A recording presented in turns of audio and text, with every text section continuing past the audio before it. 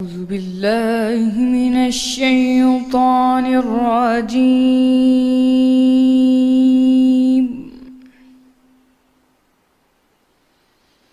بسم الله الرحمن الرحيم.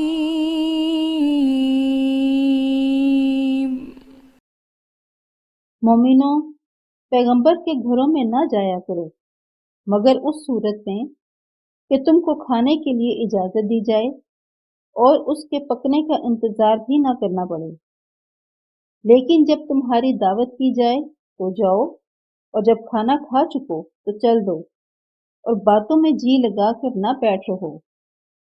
ये बात पैगंबर को इज़ा देती थी, और वो तुमसे शर्म करते थे और कहते नहीं थे। लेकिन अल्लाह सच्ची बात के कहने से शर्म नहीं करता। और जब पैगंबर की बीवियों से कोई सामान मांगो तो पर्दे के बाहर मांगो। ये तुम्हारे और उनके दोनों के दिलों के लिए बहुत पाकीज़गी की बात है। और तुमको ये शायान नहीं कि अल्लाह के पैगंबर को तकलीफ दो, और ना ये कि उनकी बीवियों से कभी उनके बाद निकाह करो। बेशक ये अल्लाह के नज़दीक बड़ा गुनाह का काम है।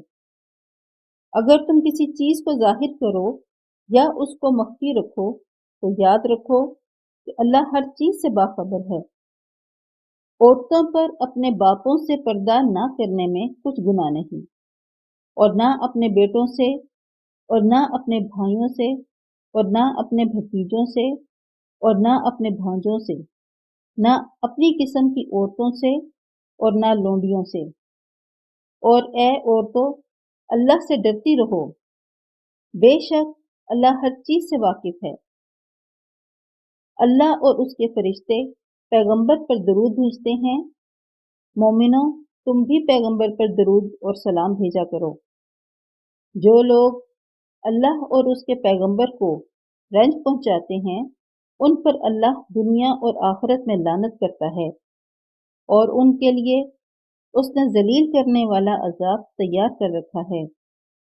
और जो लोग मोमिन मर्दों और मोमिन औरतों को ऐसे काम की तोहमत से जो उन्होंने ना किया हो इज़ा दें, तो उन्होंने बुहतान और सरीह गुनाह का बोझ अपने सर पर रखा।